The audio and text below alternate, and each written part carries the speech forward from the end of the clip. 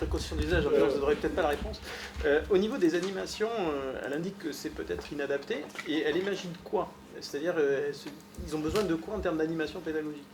Alors bon, c'est vrai, je ne suis pas sûr que ça ait été aussi bien précisé, mais simplement, c'est plutôt perçu comme un manque. C'est-à-dire, les animations, bon, de plus en plus, c'est vrai quand même qu'elles sont en train de tendre vers du service après-vente des réformes ministérielles. Hein, bon. Oui, ce qui n'était pas le cas au départ. Hein, je veux dire, c'est quand même une orientation forte. Et donc, dans ce cas-là, tout ce qui renvoie à la spécificité du travail des enseignants dans le rural est complètement passé à faire aux éprouvés. Ils n'ont rien qui leur parle de leur métier, quoi, et de leur... C'est quand même pas tout à fait pareil, quoi. Enseigner en milieu rural avec plusieurs cours et tout seul ou à un très petit effectif, ou enseigner à un seul cours avec d'autres collègues autour, un directeur, etc. Là, il faut être à la fois directeur, infirmière, accueillir les parents, voilà, consoler les élus, ou l'inverse. Bon, j'allais vous donner la parole, mais c'est... Oui. Oui. Qu'est-ce qu'elle entend par numérique? C'est quoi les outils en fait, qui ont été mis à disposition? Alors, je ne connais pas bien la plateforme. Il y a une plateforme qui existe, comment elle s'appelle? Magistère. Vous la connaissez? Je ne la connais pas bien. Oui, on nous force à l'utiliser. Ah, non, ben, nous, non. Oui, c'est entre du cours en ligne et... Ok, mais est-ce qu'ils peuvent, parce que là, il y a un isolement qu'on sent aussi, est-ce qu'ils ont fait de la visioconférence? Est-ce qu'ils ont essayé des choses comme ça? Ils n'en ont pas parlé du tout, là. Visiblement, dans l'autre, ça ne s'est pas généralisé. C'est une plateforme institutionnelle donc, qui est portée par le ministère de l'Éducation nationale, qui encourage vivement son usage, en fait, parce que ça vient remplacer des plans de formation continue qui se réduisent comme peau de chagrin. Donc ça, c'est une stratégie, en fait, de contournement de formation en présentiel. Un. Deux, ça a été très rapidement perçu par les collègues en fait, comme un élément de contrainte plus que comme une réponse.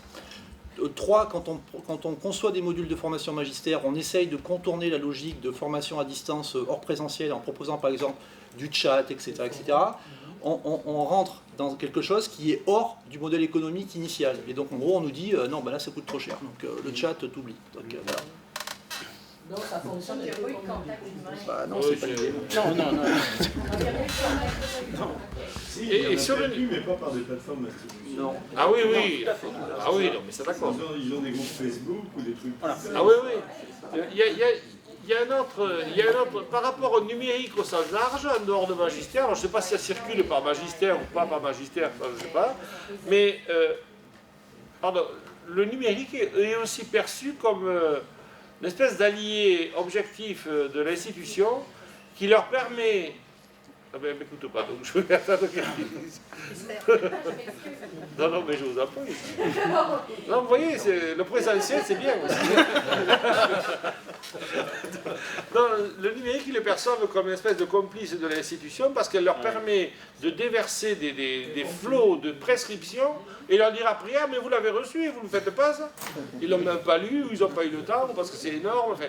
Et donc, en fait, ce n'est pas vraiment un outil qu'ils s'approprient et dont ils revendiquent la portée et la possibilité de se développer. Au contraire, c'est plutôt un instrument de coercition. C'est quand même assez terrible. D'accord. J'avais juste une question. C'est pour répondre à madame, il existe un outil institutionnel de visioconférence donc, qui est utilisé en Clore, entre autres, qui s'appelle Classvia. Alors, on l'a utilisé, nous, dans le cadre de l'ER, et ça fonctionne très bien. Ça, ils n'en ont pas parlé du tout, donc je ne sais pas. Peut-être qu'elle n'est pas au courant, c'est ça? Ouais, J'avais juste une question de méthode par rapport au questionnaire qui a été... non, les entretiens focus group et les questionnaires associés. En fait, est-ce que l'élément choix de l'affectation dans une classe rurale fait partie des questions posées? En gros, est-ce que les gens qui répondent, ils sont dans les écoles rurales, c'est un choix? Est-ce que c'est une contrainte? Alors, le questionnaire... Alors, le focus group n'a été constitué que d'enseignants d'école rurale. Bon, de différentes anciennetés, de différentes... Enfin, dans un réseau assez proche. En revanche, le questionnaire donc, qui a été élaboré à partir et sous forme de question a concerné toute la circonscription.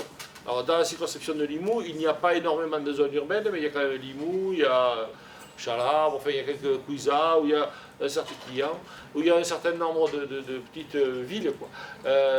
Et donc, il était ouvert à tous. Donc, il n'était pas destiné. Il parlait des anciens de l'école rurale, mais pas forcément que par des anciens des écoles rurales. Oui, mais ma question, c'est pas ça. Ma question, c'est est-ce que les gens qui répondent, en fait. Sur le choix. Voilà, est-ce que c'est des gens qui ont subi une mutation en classe rurale, concrètement, ou pas? Parce que nous, on a posé la question, et moi, j'arrive aux mêmes conclusions, c'est-à-dire que les gens pour qui c'est un choix, en fait, c'est vraiment un choix, et c'est un choix fort. Et c'est un choix fort notamment parce qu'effectivement, ce qu'ils recherchent, c'est, on va dire, une forme d'autonomie. Voilà, une autonomie. Donc ils ont effectivement le sentiment d'être seuls, mais ça leur va bien, ils l'assument. Par contre, l'isolement qui est pointé, c'est aussi par contre une limite à ce choix. Et ça, on ne l'a pas exploré, mais enfin, moi j'ai aussi une hypothèse, j'aurais peut-être pu insister là-dessus, mais j'ai aussi l'hypothèse que cette question-là, elle est liée à la génération, à des générations d'enseignants. C'est-à-dire qu'avec notamment la mise en place des IUFM, puis des SP, etc., l'âge d'entrée dans le métier a considérablement augmenté, les conditions sociologiques en général aussi, ce qui veut dire que, alors que l'école rurale était le prolongement de l'école normale, c'est-à-dire qu'en sortant de l'école normale, au vu de l'ancienneté, les premiers incitent à continuer leur formation dans des écoles isolées, et puis progressivement, en fonction de la montée de leur ancienneté, se rapprocher des bourgs-centres pour finir à la retraite en ville, pour le dire. C'était ça, hein, le cheminement habituel des enseignants du primaire. Or, avec l'arrivée des profs d'école, cette question-là a été complètement balayée. Et en tout cas dans l'Aude, parce que ça je le connais un peu mieux, c'est quand même des endroits où dans les premiers temps, je ne sais pas si ça s'est amélioré, on l'avait suivi dans les premiers temps, les postes en milieu rural, je pense à une école que je connais bien pour y avoir exercé à Cucugnan, le nom au moins vous dit quelque chose, c'est là où il y avait le curé. Et après Daudet l'a piqué à Achillemire, mais le curé c'était à Cucugnan dans l'Aude. Je ne sais pas si c'est une vraie gloire, mais en tout cas je le précise. Donc à Cucugnan par exemple, où il y avait un regroupement pédagogique intercommunal avec 2 écoles au milieu de Château-Catard, en fait il y a eu sur une année 16 remplaçants. Personne ne voulait y aller et personne ne voulait rester. Quoi. Et donc ils se mettaient en congé maladie, enfin, il y avait toute une stratégie. Et donc il y avait une fuite des écoles rurales assez dramatique. Les parents étaient affolés, les élus ne savaient plus quoi faire, et progressivement des écoles rurales ont bénéficié. Ça a été utilisé pour fermer des écoles rurales, cette question-là. Et donc, il y en a de moins en moins. Alors, c'est évidemment que le choix est important, mais le choix positif des écoles rurales, dans les nouvelles générations de profs d'école, c'est quand même assez rare. Hein. Déjà, se retrouver dans l'Aude, alors qu'on avait passé le concours à Montpellier, c'est pas toujours un choix premier. Et je suis dans l'Ardèche, ça doit être à peu près pareil. À mon avis, je suis Baudor, que ce n'est pas le premier choix. C'est comme quand on passe le concours à Toulouse, qu'on se retrouve dans l'Ariège ou dans l'Aveyron. Ce n'est pas toujours les premiers choix. Et donc, ça pose encore plus. Bon, je parle trop. En Aquitaine, c'est le Lot-et-Garonne qui est la punition. La punition, c'est d'aller en Lot-et-Garonne. Il y a 2 ans, on a eu 12 démissions de stagiaires au mois de juillet, rien que pour l'affectation. Ils ne sont même pas venus mettre les pieds en Lot-et-Garonne. C'est pour ça que j'aime beaucoup de... Merci, nous allons applaudir pour l'accompagner. Nous prenons la 3e communication. École